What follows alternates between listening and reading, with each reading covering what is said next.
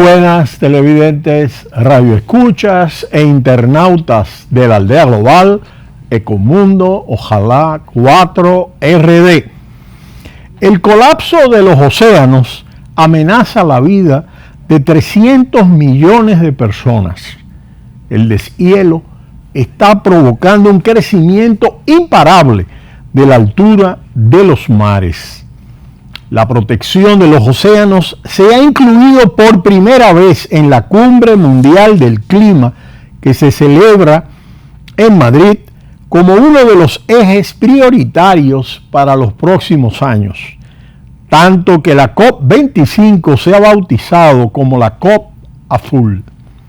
El agua, su gestión y las respuestas de la naturaleza en los ecosistemas acuáticos en un contexto de calentamiento global es una de las principales preocupaciones de los países y organismos internacionales ante la amenaza que se cierne sobre un recurso vital para la humanidad, la fauna y la flora. Los compromisos tomados hasta el momento se han demostrado insuficientes. Los océanos se están calentando, el hielo del planeta se está derritiendo y estos cambios tienen implicaciones para casi todos los seres vivos del planeta. La pérdida de hielo antártico entre 2007 y 2016 se triplicó en comparación con los 10 años anteriores, de acuerdo al informe sobre los océanos y la criosfera del Panel Intergubernamental de Cambio Climático de la ONU. La altura promedio de los océanos podría subir hasta 1,1 metros para el 2100, de acuerdo al peor escenario de calentamiento. Las estimaciones de la organización es que con un aumento de entre 1,5 centígrados y 2 centígrados, los niveles de CO2 deben reducirse en un 45% para el 2050. Los efectos más dramáticos ocurrirían en las zonas costeras de menor altitud, donde viven alrededor de 700 millones de personas. La ONU considera que para ser fiel al Acuerdo Climático de París y para mantener el calentamiento al 1,5 centígrados, por lo cual instan a que todos los estados incluyan soluciones climáticas basadas en el océano en sus contribuciones determinadas a nivel nacional del próximo año. La presidenta de la COP25, la ministra de Medio Ambiente de Chile, Carolina Schmidt, anunció en la inauguración de la cumbre el lanzamiento de una plataforma de soluciones climáticas para el océano basada en la ciencia.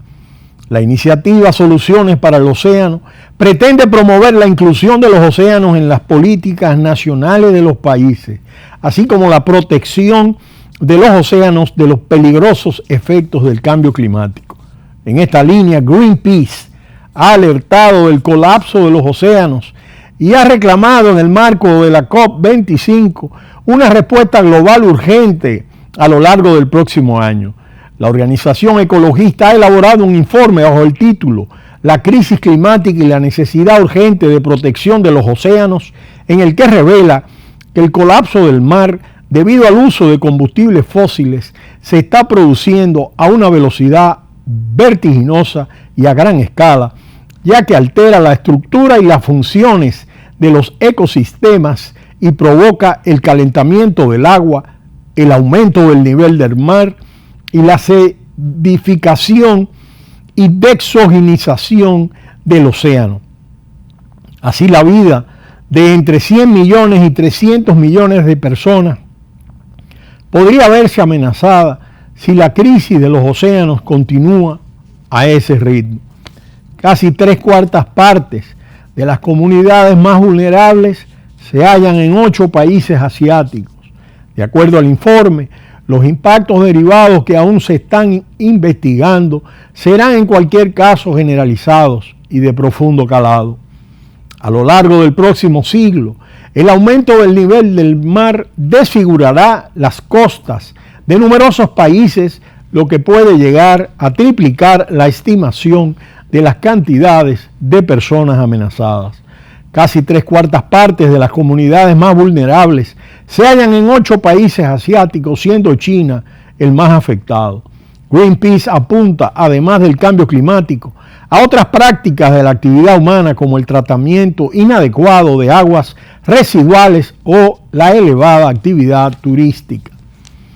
Las extensiones de praderas marinas han ido menguando a un ritmo de más de un 10% por década entre 1970 y 2000 y el año 2000, mientras que la presencia de corales vivos en los arrecifes se ha reducido casi a la mitad en los últimos 150 años.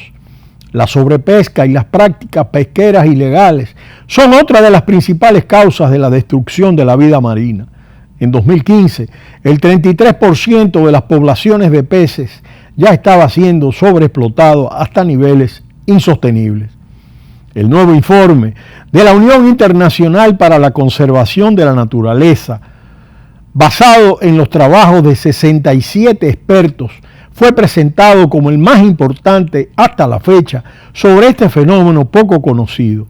El inventario mundial de oxígeno del océano ha disminuido un 2% entre 1960 y 2010 y se prevé que para el año 2100 esa cantidad se reduzca entre un 3 y un 4% adicional a causa del calentamiento global, con efectos dramáticos sobre los hábitats y las economías costeras que dependen de ellos. Así se desprende del informe de la Unión Internacional para la Conservación de la Naturaleza, la desoxigenización de los océanos, un problema de todos, presentado el pasado sábado en la COP25. El informe está basado en estos informes pormenorizados con una documentación muy extensa sobre la situación. Sus conclusiones señalan que la pérdida de oxígeno constituye una amenaza creciente para la pesca y para algunos grupos de especies como los atunes, los peces picudos y los tiburones. De acuerdo a este informe, lo que se plantea es una línea roja de referencia sobre las especies amenazadas en el mundo. A medida que los océanos pierden su oxígeno, calentándose, el delicado equilibrio de la vida marina se debilita, advirtió Gretel Aguilar, directora general en funciones de la Unión Internacional para la Conservación de la Naturaleza. Los dirigentes mundiales deben comprometerse, de acuerdo a Aguilar, a reducir inmediatamente y de forma sustancial sus emisiones. Chile, que preside esta reunión de la COP25, tras su anulación en Santiago, prometió reservar un papel central a los océanos, que absorben parcialmente las emisiones de gases de efecto invernadero generadas por el hombre. La mayor parte del exceso de calor retenido por la Tierra es absorbida por los océanos, lo que inhibe la difusión del oxígeno de la superficie a las profundidades, y el aumento de nutrientes que llegan a través de los ríos promueve la proliferación de algas y el consiguiente aumento de la demanda de oxígeno, ha explicado Dan LaFolley del Programa de Ciencia y Conservación Marina de la Unión Internacional para la Conservación de la Naturaleza. De acuerdo al informe, el promedio mundial de desoxigenización esconde unos cambios locales que podrían ser más severos en latitudes medias o altas, y así algunas simulaciones de modelos oceánicos proyectan para el año 2100 una disminución del stock de oxígeno de los océanos de hasta un 7% en un escenario sin cambios. La organización registró 700 lugares en el mundo, a menudo cerca de las costas o en mares semicerrados, que registran una tasa débil de oxígeno frente a 45 en los años de 1960. Durante el mismo periodo, el volumen de aguas anóxicas en los océanos, zonas completamente vacías de oxígeno, se cuadruplicó, de acuerdo al informe.